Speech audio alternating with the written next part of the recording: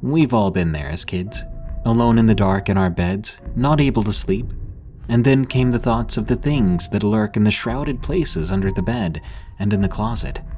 Our minds would piece together nightmarish visages, images that kept us even further from sleep than before, visions of boogeymen of our own design.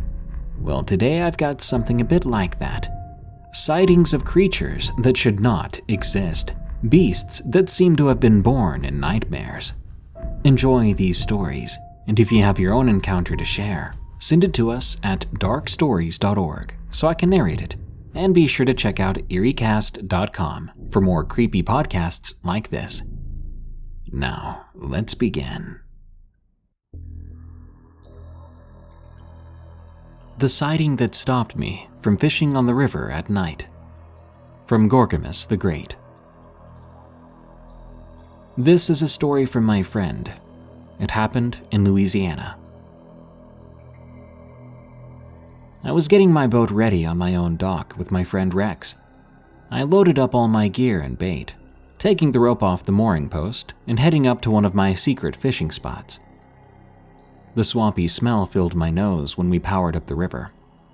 When we made it to the spot, we powered down the motor and tossed in the anchor. We got our fishing rods baited up and threw the lines in. That was when, suddenly, I had this feeling of eyes on me. It felt like it was coming from the bank. I managed to shake it off, to ignore it. I also noticed there was no fish, no birds singing, no other boats. Then Rex got a gigantic tug that nearly pulled him off the boat. Whatever it was extremely strong. He fought it around the back of the boat until the line snapped, sending Rex flying backwards. "What the heck was that?" Rex yelled. "You probably got a gator," I said. I quickly looked over the back, but saw a big stir of silt where the battle happened, but there was no sign of the catch itself. So after that, we headed upriver to my next spot. Over the motor, I swear I could hear twigs snapping, like there was someone or something following alongside us. It stopped when we stopped, and it started up when we began moving again. Whatever it was, it followed us all the way to the spot, and it stopped there. We were anchored there until dark, and still no fish. We ate leftover pizza and drank a few Cokes. When we were done, we called it a night and started to head back. As we were headed down, Rex powered down the motor and tapped me on the shoulder. "Hey, on the bank there, do you see that?" he asked. I looked where he was pointing at, and sure as heck there was a shape moving along the bank. Rex put the stealth motor in the water and quietly moved to that bank to shine a light on it. As we did, I was shocked at what I saw. The thing was about 7 or 8 feet tall. It was hunched over, covered in brownish green scales. It had 3 rows of spiny sails down its back.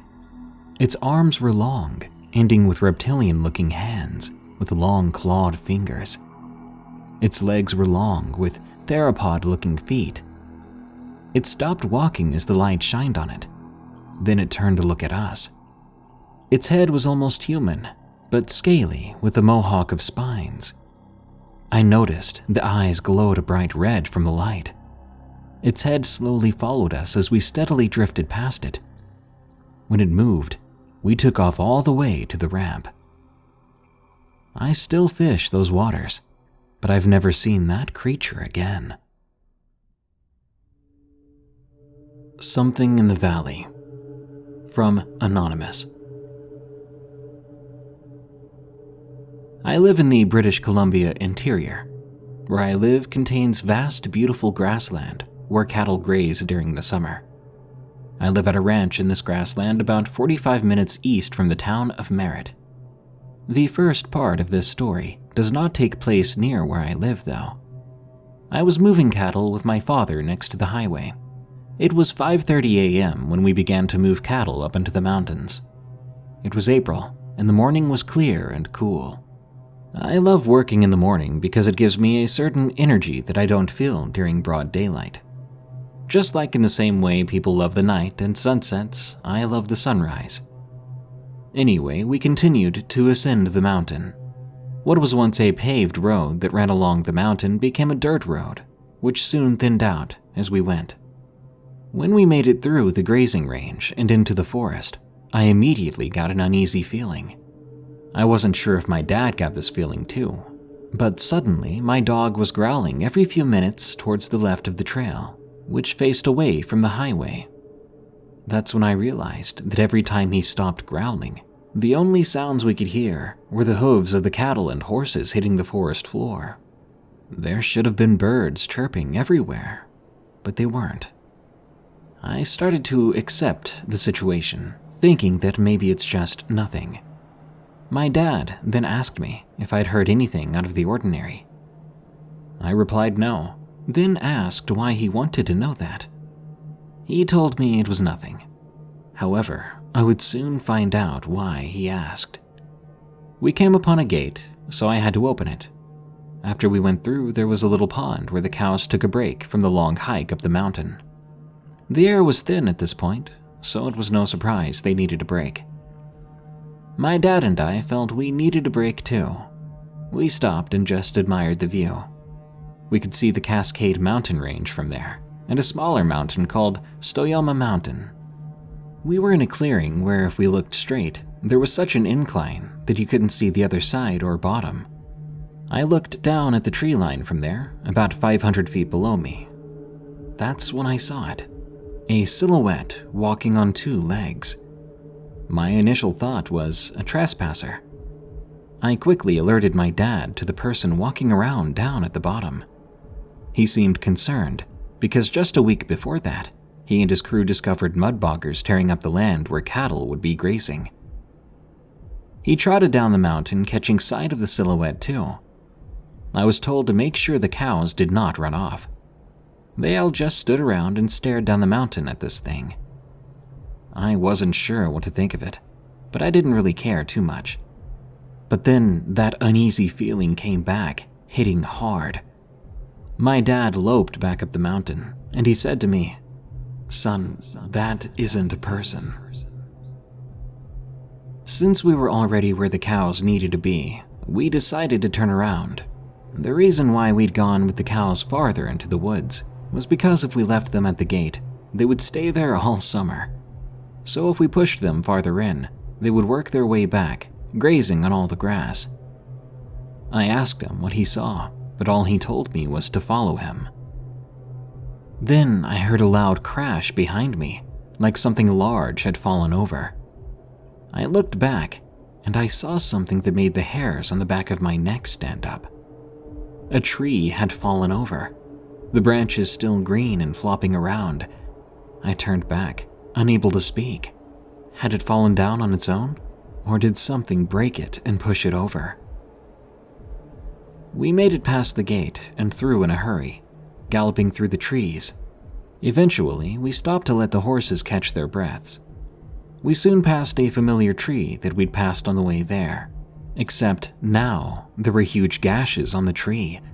It looked as if something with 4 fingers had scratched it twice, so it looked like an X if you drew a bunch of lines through it perpendicular to the ones beside it. I hope that's not a confusing description. Soon we made it to a fork in the trail. One direction was the way we came. The other went to the top of the mountain, then all the way back down to the feedlot. Now, we wanted to go back the way we came, but then we heard what sounded like a yelp. Not a dog, but similar. It had the pitch of a whimpering dog, but the sound of a man mixed in. It made it sound very eerie. I thought it was a cougar, but upon looking up cougar sounds later on, it didn't really sound like that at all. We decided to take the safe, but longer way back. We were along the top of the mountain. The scenery there was breathtaking. Before long, we heard a gunshot, then another one of those screams. Since we were along the fence line bordering another ranch, we continued on. My dog was whimpering at this point. We then began to hear loud thunks. We assumed they were footsteps running up the mountainside. Once again, we picked up the pace. I don't know if what happened next was an optical illusion, We saw these tall figures running across the wide trail, just back and forth, one after the other, running quickly from one side to the other. Our horses were now refusing to advance. We heard another of those loud screams, and the forest went silent again. We loped down the trail. That's when a helicopter almost skimming the tree line came roaring up the mountain and into the vast wilderness after. The machine was unmarked and all white. Weird enough, huh, considering everything that's happened so far. We and our exhausted horses made it back to the feedlot, luckily. My dad and I hopped into our truck and made it back to the barn. We went home with a major sense of relief. I thought it was over then, but I was wrong. I later asked my dad what he saw out there, and what he told me scared me. He said that he'd been experiencing these things for years. He'd only ever seen one of these things before this day, though. He told me they were tall, had patchy hair, and in the bald spots was light gray skin and ribs showing. These things were not Sasquatches, Skinwalkers, or Wendigos. He assumed they were some sort of family of creatures living at the bottom of the mountains on the other side, where the helicopter had went, since that was a hot spot for weird and scary encounters. It had caused a number of cowboys to quit in the past, but my dad stuck with it. These creatures never killed cows or anything. They were kind of just there. About 7 months later, my friend who lived at the ranch and I were playing in the trees outlining the lake. You'd have to cross a very small creek where there was a small grass patch in the middle. We'd jump to it and jump to the other side. Eventually, we set up a bridge there. Well, that day when we came to cross that bridge, 2 of the 4 planks we'd used to form the bridge were cleanly snapped in half. We were on edge, but not totally freaked out. We just assumed that animals began to catch on to the bridge's usefulness. Maybe it had become overused, or a particularly big animal crossed over and broke it. We went on to our fort in the swampy woods. The fort was really just some wood planks that we nailed together. We sat down inside, drinking some water and talking, when we heard something like tapping on wood. I was creeped out then. I felt as if we needed to run then. There was an old machinery yard just 100 feet away from us or so. From the main shop, you can see the tree line.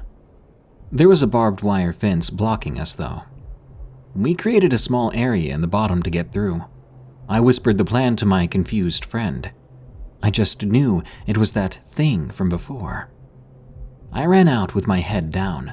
I lifted it to see we had misheard where the sound was coming from, because right in front of me, about 25 feet away, was a strange sight. I saw what appeared to be a human face. It had patchy hair on it, but I could tell it was no person. Its nose was pointed and large, its eyes were too far apart, and they were too high on its forehead to resemble anything human. Its eyes had a green glow about them. The most disgusting thing about it was it smelled like copper and cigarettes. It stepped out, revealing its height and legs. I'd say it was about 7 feet tall. Its fur was very, very dark, but it showed the slightest bit of brown. The thing had bloody cuts in the exposed spots. One tooth stuck out from the top lip. It was dark yellow. I then realized it had somehow gotten closer. I couldn't move for a second, but when I could move, I did what my brain was screaming at me. Run. I ran, and I didn't look back to even my friend, who was screaming Sasquatch. I leapt over the creek. The 2 of us bolted back to my house. We were shaken and pale by then. I stared back at the woods. Above the woods was grassy hills that became trees. My friend and I saw a huge figure there, darting up the hill at an impossible speed. The creature disappeared over the hill. I was puzzled, because even a huge person would be a tiny dot on that hillside from where we were standing. That night, the 2 of us stayed up playing games in the living room, trying to lighten the mood. My parents and brother got back at around 9:30 and went straight to bed. My friend and I were just sitting in my room. Now, my window looked out at the front yard. including the road and my barn. The area there becomes a swamp somewhat, which becomes forest after that. We closed the blinds. At around 2 a.m., my friend shook me awake. I was groggy and confused at first, but then I heard what sounded like tapping on my window. I knew instantly what it was. That it was here. My friend and I just sat crouched and frozen on my bed. Then the tapping stopped, and before long, we heard my fence creaking and a loud snap. I thought, dang, it broke my fence. When I went outside the next day, I found scratches on the fence. My hockey stick was broken too, and my road hockey ball was flattened.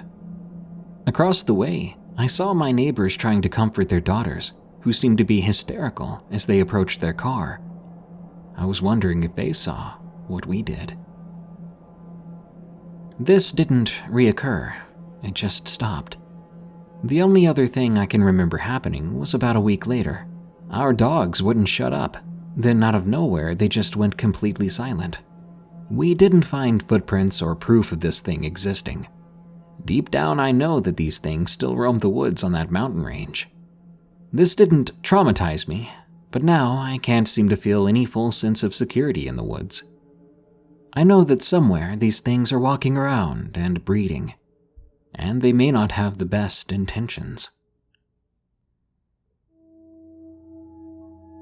My apologies if I butcher the pronunciation of the following words. Sometimes a narrator simply cannot find a correct pronunciation on the old Google. Legend of the Wese'an Ma'ingon, from Anonymous.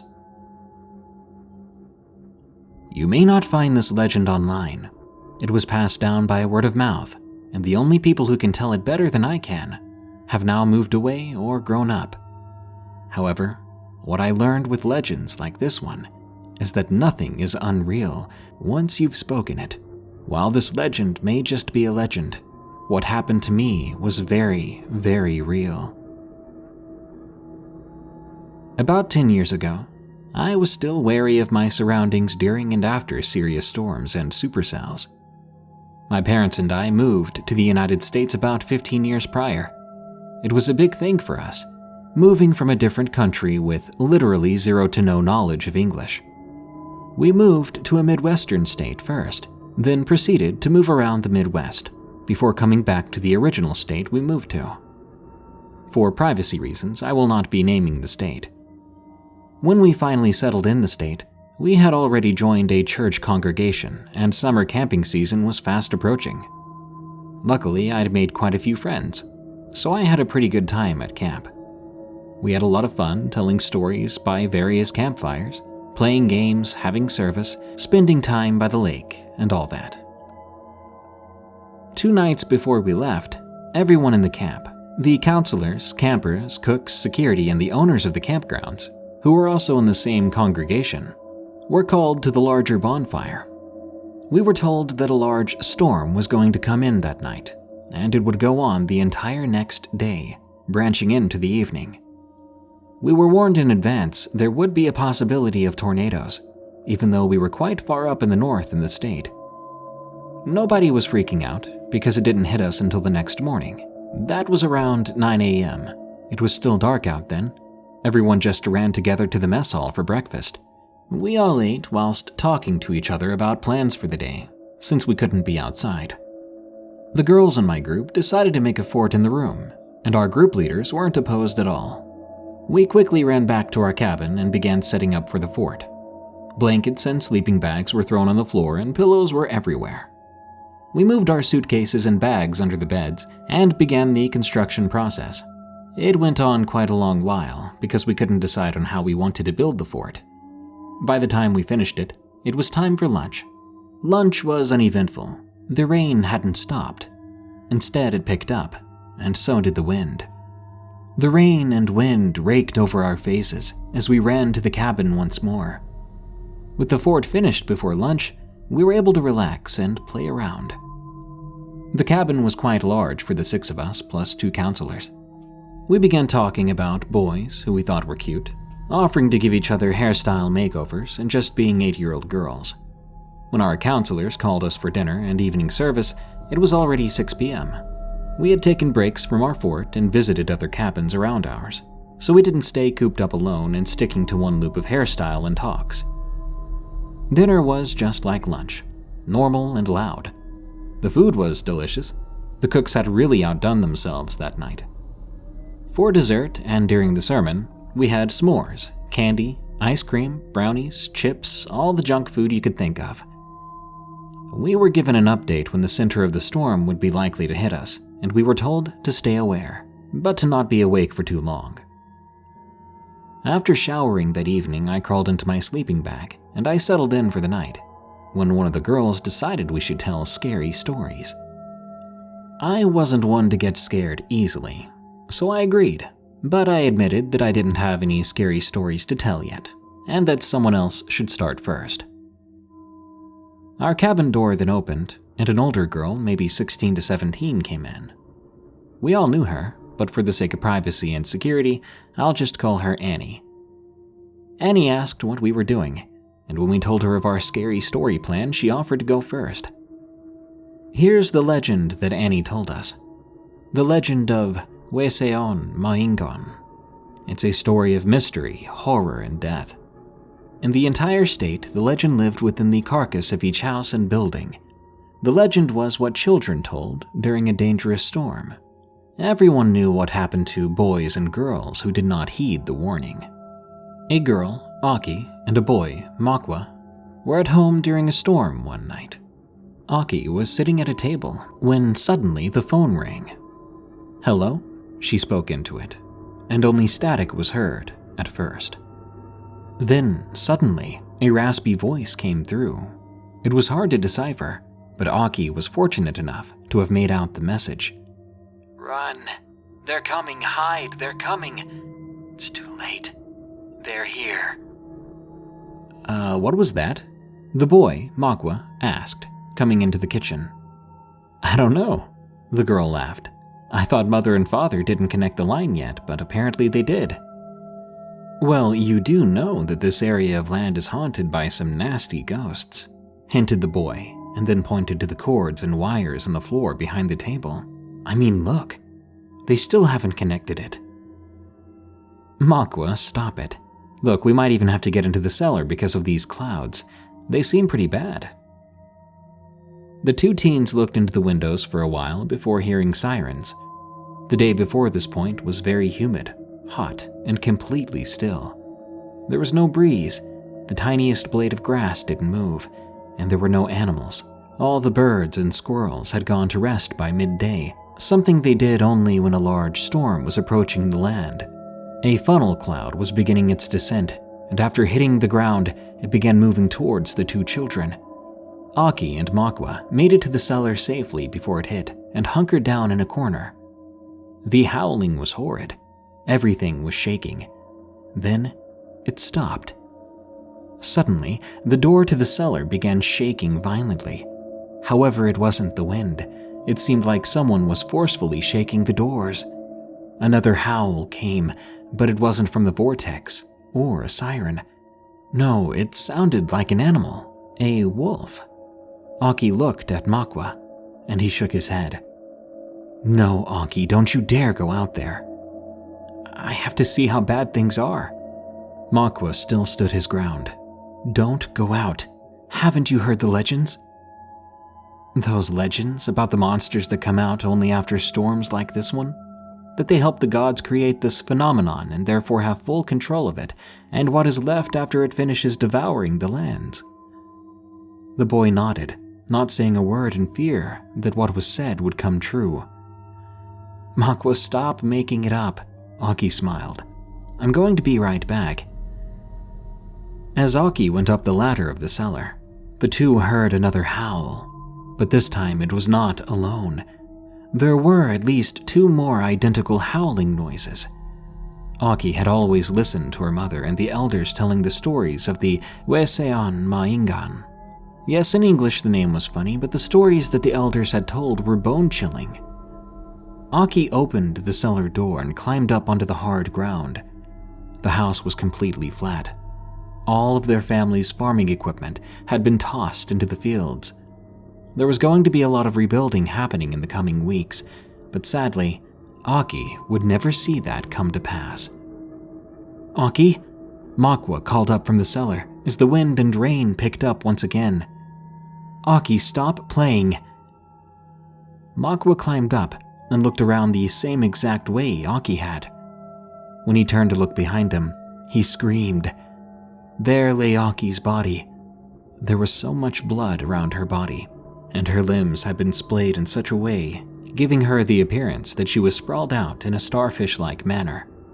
Her torso was cut up in a mess, and yet her face was still porcelain-like, untouched, eyes open, looking up at the sky.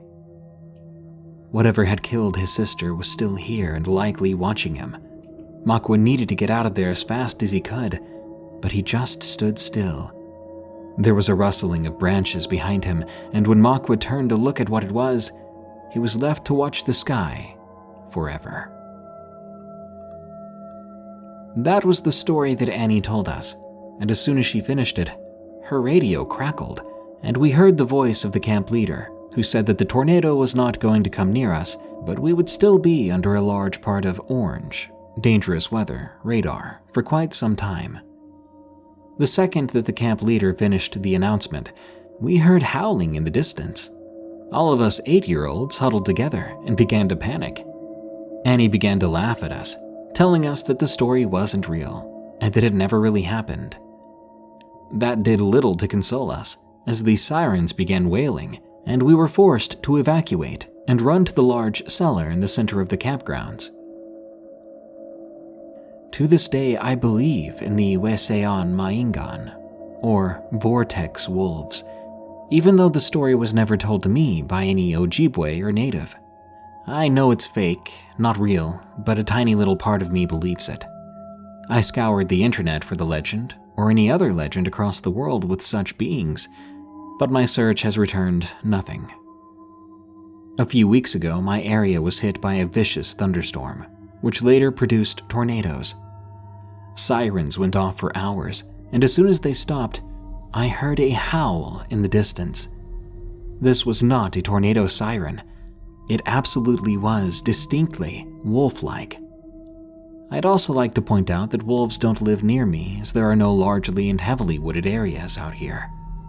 Every single time these sirens shut off, the seconds between the intervals, I swear the howling only got closer and closer, making shivers run down my spine. It isn't something that I'd like to relive again, but I do love the state I live in. It's beautiful, and I have so many things that I want to do here that I think cancel out the fact that I'd heard something those nights. Remember, even if you don't believe in something and know the story to not be true, if you say the name, any name, beware. There are those who believe that names have power, and throwing them around for fun will lead to consequences. That brings us to the end of this episode of Darkness Prevails. More terrifying stories are on the way soon, so subscribe and smash that like button. By the way, did you know this show is available as a podcast called Unexplained Encounters? Just search for, follow, and rate Unexplained Encounters on Spotify, Apple Podcasts, or your favorite podcast app. This show is part of the EerieCast network. Go to EerieCast.com for more scary podcasts, such as Freaky Folklore, which explores your favorite monsters, myths, and mysteries, as well as Redwood Bureau, a fictional horror podcast about an agent on the run from an evil secret organization that captures supernatural creatures and entities. Well, thanks for tuning in. Stay safe out there and stay creepy, because this world is a strange one.